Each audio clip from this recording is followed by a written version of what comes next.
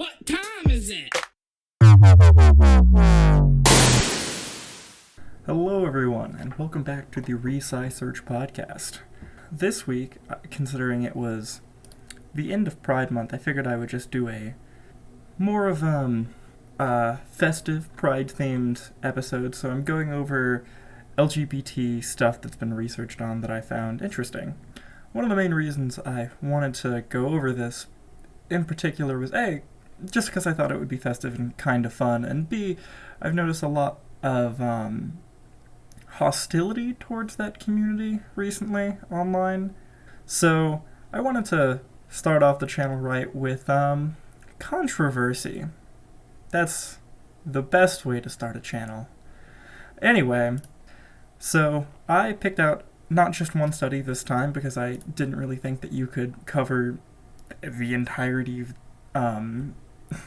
Pride with just one research study. So I wanted to go over and do a few summaries and analysis of a few papers that I found, which is going to be a little bit less in depth for this episode, but is also going to cover a bit more information, just for people who would like that information or are curious about the facts for themselves. One of the first and most, I think, iconic papers that I picked out was called When Pop Music Meets a Political Issue, examining how Born This Way influences attitudes towards gays and gay rights policies. I just want to point out that doing a research study off of a Lady Gaga song is really iconic, and I kind of love that. But it's kind of interesting. I didn't even think that this would be something that would be studied, but it actually makes a lot of pretty good points. Particularly it talks about priming, specifically political priming, and how political priming is something that lasts quite a bit longer than other types of priming. For those of you who don't know what priming is, it's essentially just giving a stimulus that will change your, or at least influence your response to a particular situation if you were given the stimulus before the situation. For instance, in this case, they would be listening to Lady Gaga, Born This Way, and then seeing if that would have any particular outcomes on views when it comes to attitudes towards the LGBT community. I think specifically this study looked at just attitudes towards gays and gay rights policies, but in general it can be used for any of these particular issues.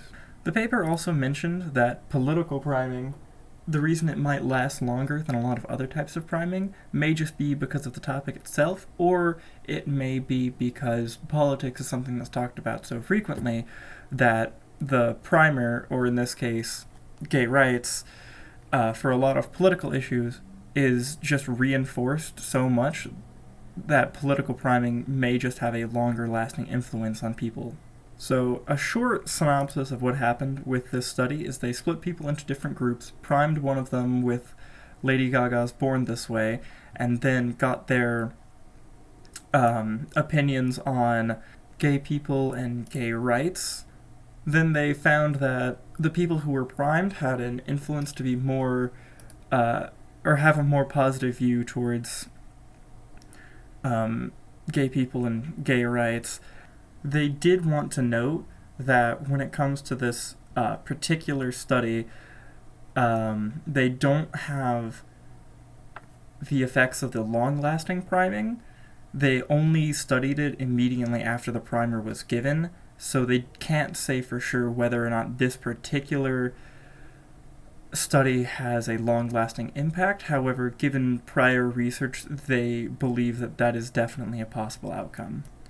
The next study that I wanted to go over was called Same-Sex Parenting Competence Evaluation, the Role of Gender Essentialism, Political Orientation, and Attribution of Conflict.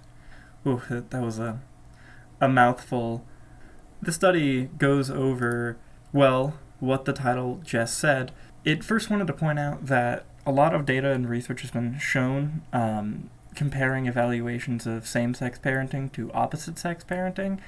Those studies found that there is very little or negligible data to support that there is any influence whether there are same-sex parents versus opposite-sex parents would have any effect on the child. The study also cited other studies which found that the evidence for differences in skill levels among parents with different sexual orientations is also negligible.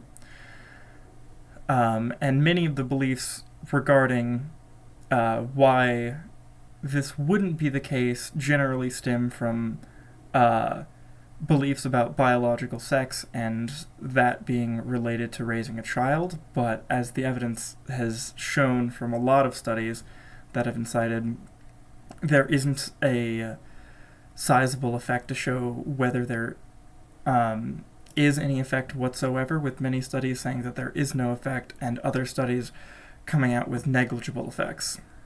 This study in particular found that people's beliefs about same-sex parenting and the competence of those parents are heavily tied to their beliefs about gender and the roles of gender essentialism.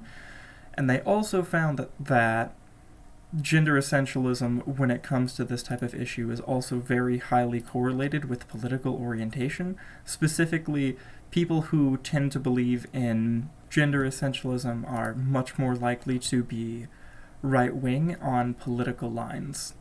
Which I'm going to try not to date myself here, but that does seem to check out given the current state of affairs of at least United States politics currently.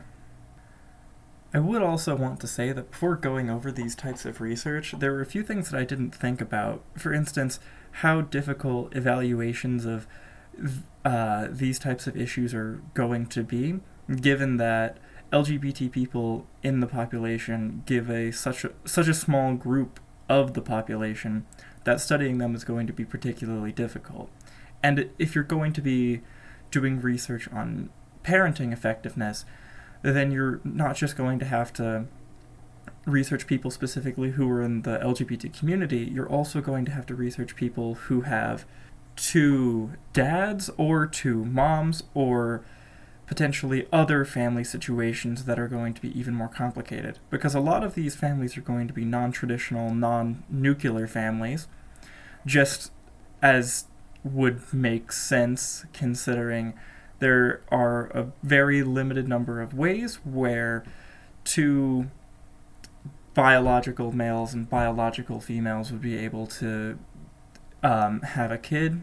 Number one of those being adoption, but also there are certain situations, for instance, where having a surrogate parent comes in, and there are also others where fertilization can happen through clinics. There's other situations where, I know with at least lesbian couples, where one of the people in the relationship can either have had kids or be pregnant from a prior relationship before getting into that one. So all of the dynamics for these different family orientations are going to be slightly different, and because there's not very many of these to study, finding research on them is much more difficult than you might initially think it is. I also found another study called Gay Marriage, Same-Sex Parenting, and America's Children, which viewed parenting based off of the outcome of the kids. So this is where a decent amount of where I just said came from, because they specifically mentioned how difficult sampling was for their study. And I also wanted to mention one theme that I was noticing while going through these papers, is that there's a decent number of the papers that when they're writing them, the language they use almost feels a little bit defensive in some ways. Maybe this is just my interpretation of it, but the language that I noticed in a lot of these papers really seems like the researchers are trying their best to come to a conclusion about something they likely already feel strongly about, or are just looking for data to back up. But a lot of these issues are so heavily influenced by outside people's perceptions, and especially because a lot of these issues, regardless of whether you're pro or against them, are issues that people feel particularly strongly about. It makes it difficult, I think, for a lot of researchers to actually do research on this topic and come out with something that seems unbiased. I mean, everyone is going to have bias in their research. That's kind of an inevitability of being a human doing research. I think with these types of issues in particular, it can get very challenging to come off as objective. That being said, data is data. So if you have data, you should analyze that data and do the analysis as objectively as possible, but you can still come to your own conclusions about what that data means. The paper that I had just mentioned earlier did also come to a few conclusions about their own research. The first one being that in their research, they found there wasn't a scientific basis for lesbian mothers or gay fathers in terms of being unfit parents. They also found that there was mixed data on the level of involvement when it comes to involvement with their child, and there's no evidence that children of lesbian or gay parents are confused about their gender identity as well, either in childhood or adulthood. The study wanted to make that specifically clear. They did note that there was mixed evidence for children fitting in even though they had same-sex parents. However, the study does speculate that this may be because other children might bully them for that fact. I need to stop myself. I keep saying study. This paper in particular wasn't actually a study in that sense. I don't think they gathered any data. They were just analyzing other papers on the subject. One thing to note that I thought was actually kind of interesting was that this paper noted that daughters of lesbian mothers in particular were more likely to be to come out as being interested in same-sex experiences. However, there wasn't any note of other implications of either men whose parents were two mothers or children of parents who were two fathers. So I thought that was kind of interesting. I'm not sure exactly what would lead to that. If I had to guess, it would be a mixture of acceptability, but also just a mixture potentially that, at least in American society, when it comes to LGBT issues, something that I've noticed specifically is that homosexual women are more likely to be fetishized than men are particularly. So maybe it could be a mixture of that plus acceptability within their own household. I'm not particularly sure. If you have any evidence or have any other theories as to why this might be, leave a comment. I would be glad to go over it. Another one of the issues that I wanted to go over particularly when it comes to Pride Month would be the influence of genetics in same-sex experiences. So there are a lot of different types of research going over this, and it has been studied immensely, and the data between it has been, well, mixed from a lot of sources of studies. Particularly, I found two studies when I was going over this, which were large-scale GWAS reveal insights into the genetic architecture of same-sex behavior, and then another study called Response to Comment on, and then it was that study again. So there are a lot of controversies when it comes to this issue in particular, and I think a lot of that has to come down with the fact that there's a good chunk of people who believe that if something is genetic, then it's innate to themselves, and as such is a completely natural feature, and if it's who they are as a person, it's a lot easier for them to accept. So there's a lot of LGBT people that think if the reason that they are the way they are is genetic, then it means that they're coming to terms with accepting themselves for who they are, and that there are a lot of arguments for if it's environmental, then that means that we can change it, but that's not entirely how environmental effects on the psyche work.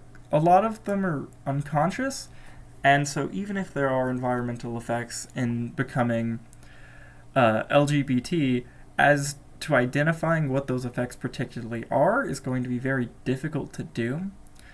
In addition, it's not going to be something where there's an 100% rate of success in doing so, and it also doesn't mean that once you already have a fixed sexuality, which, I mean, I say fixed, but it can, change over time, but forcing somebody to change through something like conversion therapy, A, unethical, and B, it just doesn't necessarily show anything towards the effectiveness of that at all. One of the issues when it came to studying whether or not it was genetic was how you can actually define sexuality, or if any genes specifically associate with same-sex behavior. And so in the first study that I had just mentioned about this topic, they had a bit of a, I would say, limiting way of judging same-sexual behavior by essentially just asking people if they had ever been in a situation in which they've had a same-sex interaction, which I think is, A, incredibly broad, and B, is also not very nuanced when it comes to sexuality as a spectrum. I mean, because by just saying somebody who's had a same-sex experience, you're, on one hand, including both gay people and bisexual people in the same category. You're also not including asexual people who aren't interested in this. And on the same side, you would also potentially be including other people that the study may not be able or want to focus on in particular. For instance, there are a lot of people who, I guess in the best terms, could be described as bi-flexible. For instance, there are a lot of men in situations where there aren't other women in proximity, like in jail, or for instance sometimes on long sailing journeys, where those people would have same-sex experiences with each other, but not because that's necessarily what they're into, but just because it's what's available. So a lot of this kind of, it makes studying this issue very difficult. In the studies that I've seen, there are mixed results when it comes to genetic components. It seems that there are likely some correlations to genes, saying that at least sexuality is partially genetic, but as for how much that means, in a lot of these studies said that saying that giving an exact percentage isn't really applicable in these situations because of so many other factors, and especially because we don't know exactly how causal some of these genetic factors are. We can say that there are genetic factors involved, but as for how much, what percentage, or like what their relevance is, it's very difficult to do. Alright, well, that is most of the studies that I had gone over and felt like sharing. There are a few others that I went over, and a few that I talked about without directly talking about or going over their name.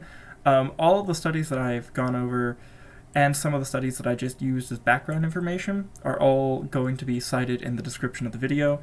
And if you have any productive comments that aren't hateful, I would love to see them in the comments section. So, until next time, guys, I will see you in the next episode. Later!